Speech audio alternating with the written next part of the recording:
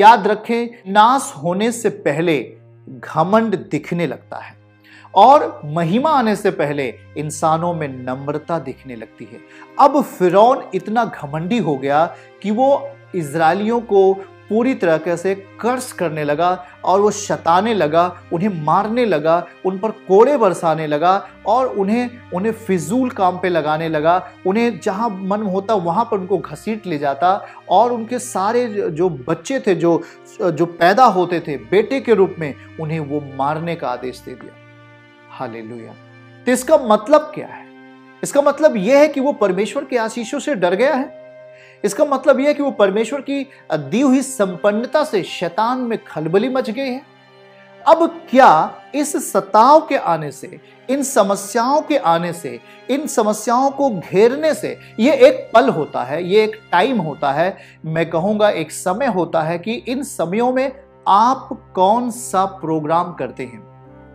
क्या जब तक आपके पास सब कुछ था आपने कहा वाह वाह मेरे पास सब कुछ है, सब अच्छा है, सब बढ़िया है, सब कुछ अच्छा हो रहा है, लेकिन एक समय ऐसे आ रहा है कि शैतान की जो प्रोग्रामिंग है वो ऐसे है कि वो अब कुछ अच्छा नहीं हो रहा है, वो हमारी संपन्नता को चोरी करना चाहता है, वो हमारी आशीषों को लेना चाहता है, उसको हमारी संपन्नता से घृणा है, उसको हमारे छुटकारे से घृणा है, उसको हमारी आनंद से घृणा है।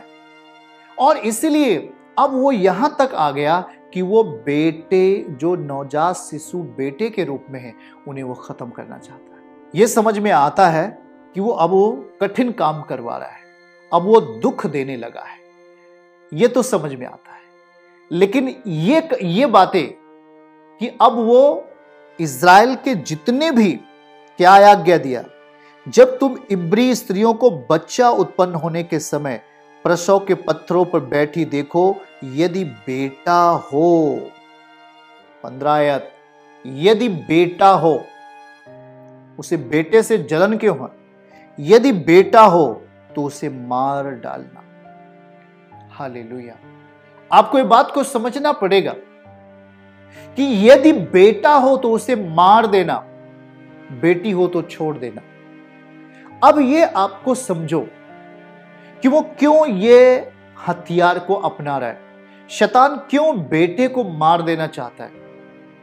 शैतान नहीं चाहता कि कोई सूरवीर अब इज़राइल में पैदा हो, जो युद्ध करे और हमारी प्रॉपर्टी को ले ले और हमें हरा दे। शैतान नहीं चाहता कि कोई ऐसा बेटा जन्म ले ले जो परमेश्वर के द्वारा एनोइंट किया गया हो, परमेश्वर के द्वारा चुना गया हो। ऐसा कहीं ना हो जाए कि कोई ऐसा बेटा न उत्पन्न हो जाए, ऐसा पुरुष न पैदा हो जाए जो परमेश्वर की ओर से ना हो। और इसलिए शैतान को डर है और इसलिए उसने फिरौन के अंदर ये मानसिकता पैदा कर दी कि अब जो बेटा पैदा होगा, भाइयों को आदेश दिया कि उन्हें मार देना, उन्हें खत्म कर देना, बेटी को छोड़ देना, लेकिन बेटे को मार देना। अब याद रखो क्यों, अब एक युद्ध स्थल हो गया है, अब एक युद्ध का टाइम आ चुका है। तो आप और हमें क्या करना चाहिए? परमेश्वर के साथ हमारी घनिष्ठता क्या कम कर देनी चाहिए? परमेश्वर के साथ हमारा संबंध क्या खत्म कर देना चाहिए? परमेश्वर से प्रार्थना करना बंद कर देना चाहिए? क्या हमें उस बात को याद नहीं है कि उसने हमें संपन्नता और एक ऐसे व्यक्ति को हमारे लिए प्रधानमंत्री ठहराया जिसका नाम यूसुफ है। उसने हमें आजादी दी, संपन्नता दिया, वैभव दिया और हम इतने बढ़ गए हैं कि अब पूरे देश में भर गए हैं। उस आशीषों को क्या हम भूल बैठे और इस फिरौन की कुकृत्य को, इस फिरौन की जो बुरी मानसिकता के आगे घुटने टेक दें?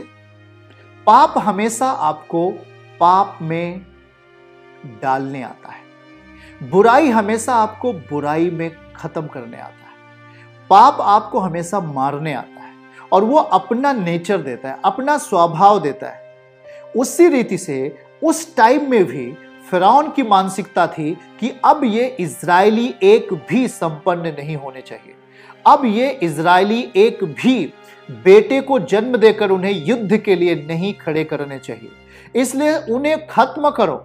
ऐसा ना हो कि ये बेटे को जन्म दें और ये हमारे विरुद्ध खड़े करें। ऐसा ना हो कि परमेश्वर इन्हीं में से किसी ऐसे व्यक्ति को चुन ले और वो हमारे विरोध में खड़ा कर दे। और उस चीज को खत्म करने के लिए, उस बल को खत्म करने के लिए फिरौन के अंदर शैतान ने ये बात डाली और उसने कहा कि बेटे को नष्ट कर देना, बेटियों को छोड़ देना। हालेलुया। चलिए, और अब जब हम आगे बढ़ते हैं, ये जब कमांड मिलता है, ये जब आदेश आता है, तो धाइयों ने क्या किया? धाइयां परमेश्वर का भय मानती थी, जैसा हमने यहां पर पढ़ा है और 17 में लिखा है, परंतु वो धाइयां परमेश्वर का भय मानती थी, इसलिए मिस्र के राजा की आज्ञा नहीं मानी। आपको देख लेना, एक तरफ बड़ा सताव है, एक तरफ लोग जेल में डाले जा रहे हैं, मुकदमे फर्जी किए जा रहे हैं, लोगों को रोका जा रहा है, प्रेयर मत करो, प्रार्थना मत करो, क्या कर रहे हो, धर्म बदल रहे हो, तमाम नीतियां, तमाम झूठे आरोप और प्रत्यारोप हमारे आपके ऊपर लगाए जाते हैं। सेम उस टाइम की तरह जैसे फिरौन जैसे राजा था उस टाइम में। लेकिन अब क्या है, यह आदेश तो पारित हो गया, 2 आदेश पारित हुए कि इन्हें फिर से मुश्किल में डालो। हालेलुया। फिर से इन्हें मुश्किल में डालो, फिर से इन्हें दुख में डालो, फिर से इन्हें मुसीबत में डालो, फिर से इन पर कष्ट लाओ, फिर से इन्हें अनर्गल काम करवाओ, फिर से इन्हें धूप में, कड़ी धूप में इनसे काम करवाओ, इन्हें दुख दो। पहला। दूसरा, इनके बेटे को जिंदा नहीं रहने दो। कोई भी अगर बेटा जनती है उसे मार दो, ताकि इनके वंश में कोई भी शक्तिशाली मनुष्य पैदा ना हो, शक्तिशाली मनुष्य खड़ा ना हो। अब ये चीजें नष्ट करने का प्लान कौन बनाता है? बाइबल के अनुसार हम देखेंगे तो एक रहस्य को देखेंगे तो शैतान ये प्लानिंग करता है, क्योंकि शैतान को शुरुआत से ये चीज घृणा है। उसे घृणा है कि इज़राइल जो एक निज कौम होती है खुदावन की, जो परमेश्वर के हाथ के नीचे चलते हैं, जो परमेश्वर के अंडर में, खुदावन के अधीन में, परमेश्वर की निगरानी में आगे बढ़ते हैं, ऐसी कौम को नहीं रहना चाहिए करके शैतान सोचता है। लेकिन परमेश्वर क्या करता है? अपनी वादे का पक्का है। परमेश्वर अपने वचन का पक्का है। इतने साल हो गए पर उसके वादे आज भी हमारे लिए ताजा है। इतने वर्ष हो गए फिर भी आज भी उसकी बातें हमारे लिए छुटकारा बनती हैं। आज इतने साल हो गए फिर भी उसका वचन आपको उसी रीत से चंगा करता है जैसे 2000 साल पहले चंगा करता था। क्योंकि वचन को हम पुराना घोषित नहीं कर सकते। वचन तो आत्मा है, परमेश्वर का आत्मा है।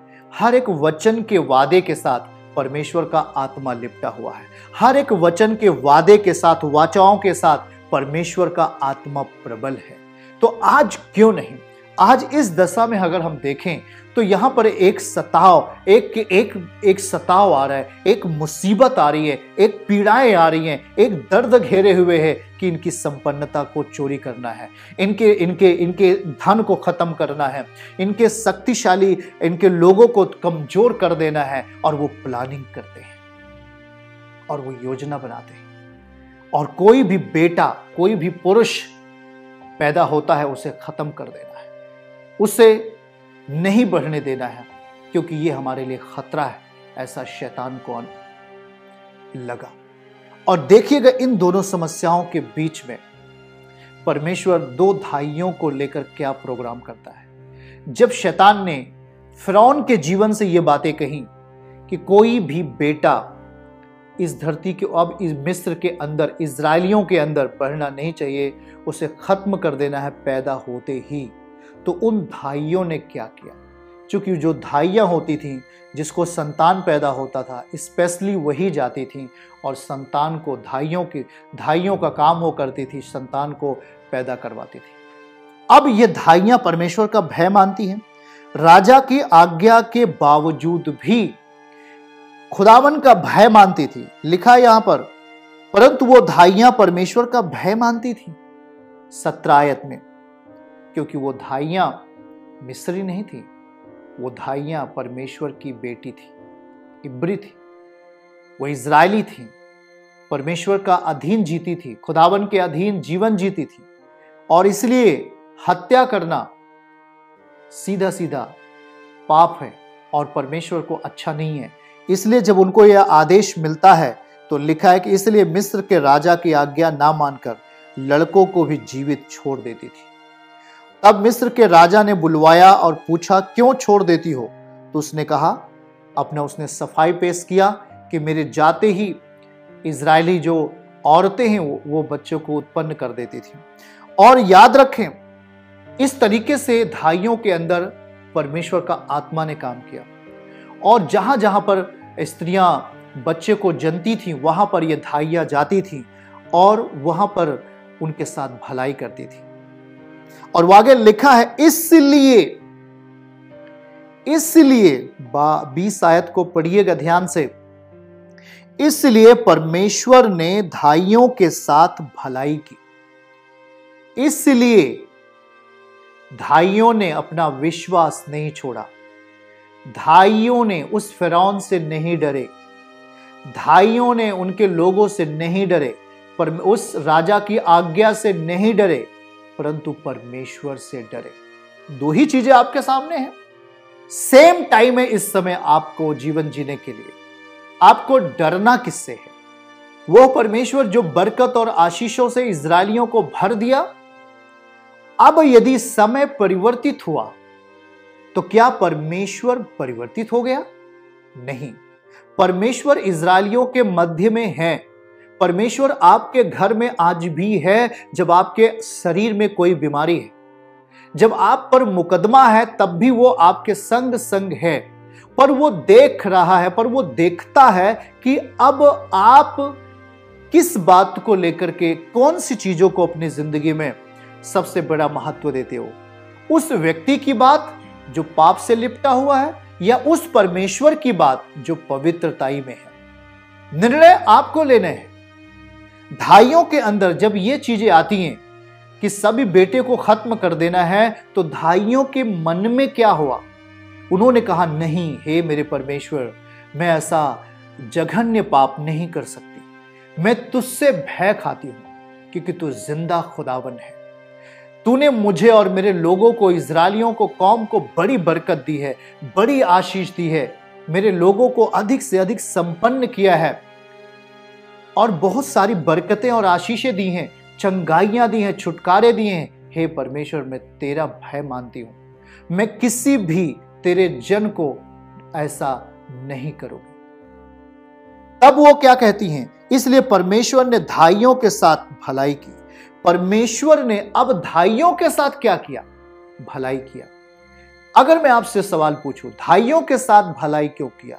उनके ऊपर राजा का कमांड था, राजा का एक आदेश था।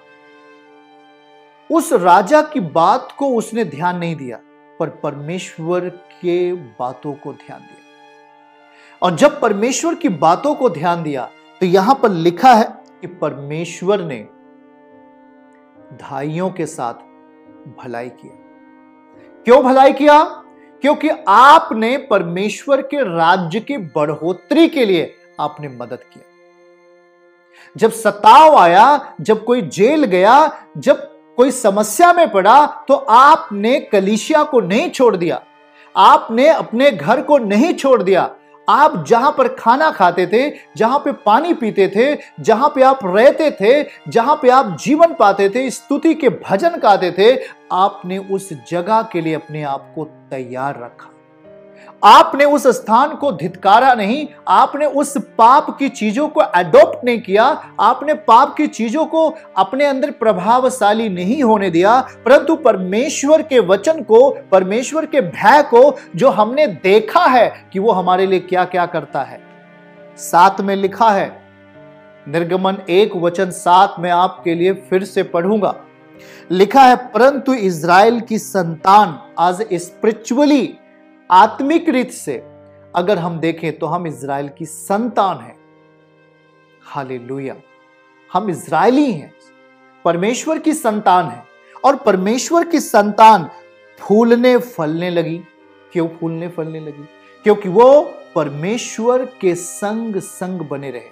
परमेश्वर के कामों में सपोर्ट करते रहे, परमेश्वर के राज्य के लिए गुड न्यूज देते रहे, परमेश्वर की वाचा को दूसरों के साथ शेयर करते रहे और वो परमेश्वर के नियमों को खुदावन के साथ बैठकर स्तुति और धन्यवाद करते रहे, परमेश्वर के भय में वो जीवन जीते रहे।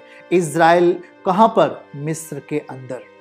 उनका देश वो नहीं है किस मिस्र के राजा ने दिया है, वो उनका देश भी नहीं है, वो उनकी जगह भी नहीं है, पर वहां पर परमेश्वर ने उन्हें क्या किया? उन्हें लिखा है कि इज़राइल की संतान फूलने और फलने लगी, लोग अत्यंत सामर्थी बनते चले गए, लोग अत्यंत सामर्थी बनते चले गए और इतना अधिक बढ़ गए कि सारा देश भर गया। ये किसने किया?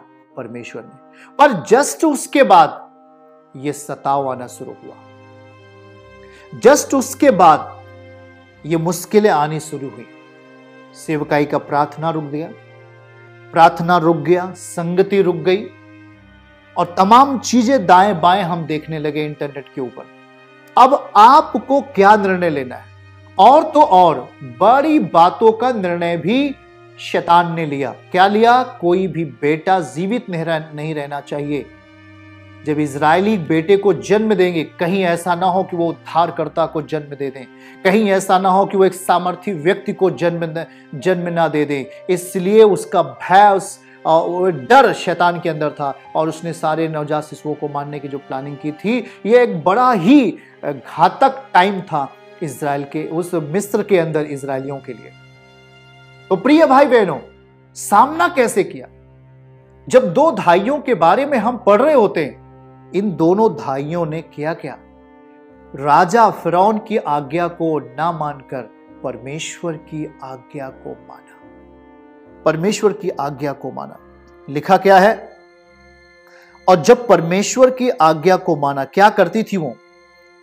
परंतु वे धाइयां परमेश्वर का भय मानती थी, इसलिए मिस्र के राजा की आज्ञा ना मानकर, अगर वो कोई आपसे कहे चलो जी हम व्यभिचार करते हैं, नहीं तो हमें लोग जेल में डाल देंगे, चलो जी नशा करते हैं, नहीं तो हमें लोग मार डालेंगे, हाँ जी चलो चलो हम नशा करने लगे, हम पाप के साथ उस पाप के अंदर अपने आप को, पाप को हमने स्वीकार कर लिया, तो आप परमेश्वर को तुच्छ समझ रहे हो और पाप को अपने अंदर ताकतवर बना रहे हो। लेकिन इन्होंने क्या किया? पाप के उस कमांड को जो शैतान ने एक ऑर्डर पास किया था कि छोटे लड़कों को जो बच्चे जन्म देंगे उसे मार देना, भाइयों ने नहीं मारा। क्यों नहीं मारा? वो लिखा है कि वो लड़कों को जीवित छोड़ देती थी। तो मैं आपसे सवाल करूं, लड़कों को जीवित छोड़ देती थी तो वो किसका भय मानती थी? परमेश्वर का। परमेश्वर दिख तो नहीं रहा है, लेकिन उनका फेथ है कि उनका वही परमेश्वर है जो अब्राहम का परमेश्वर है, जो अब्राहम को पत्नी सारा को मरी हुई कोख से जब बच्चा जन्म दे सकता है, इसहाक आ सकता है, उसका वंश जब हमारे तक पहुंच सकता है, हमारे लिए संपन्नता और आशीष, वैभव, शक्तिशाली सारी चीजें मुहैया करा सकता है, तो वही परमेश्वर आज भी हमारे पास है। और मैं फिरौन की बात नहीं मानूंगी। भाइयों ने निर्णय लिया और उन्होंने कहा मैं परमेश्वर का भय मानती हूं। बाइबल गवाह है कि जो यहोवा का भय मानता है उसकी उम्र लंबी की जाती है। जो यहोवा का भय मानता है वो आशीषों में जीने वाला व्यक्ति बनता है, वचन पूरा होता है। और यहां पर लिखा है कि जब उसने यहोवा का भय माना, राजा का भय नहीं माना। राजा कैसा था? क्रूर था, घमंडी था। और वो किसकी सुनने वाला था? फिरौन किसकी सुनने वाला था? उस वहां के एटमॉस्फेयर, जो वहां का वातावरण में रहने वाली दुष्ट आत्माएं थी, वो उसकी बात सुनता, उसी की बात सुन करके ये ऑर्डर पास किया था।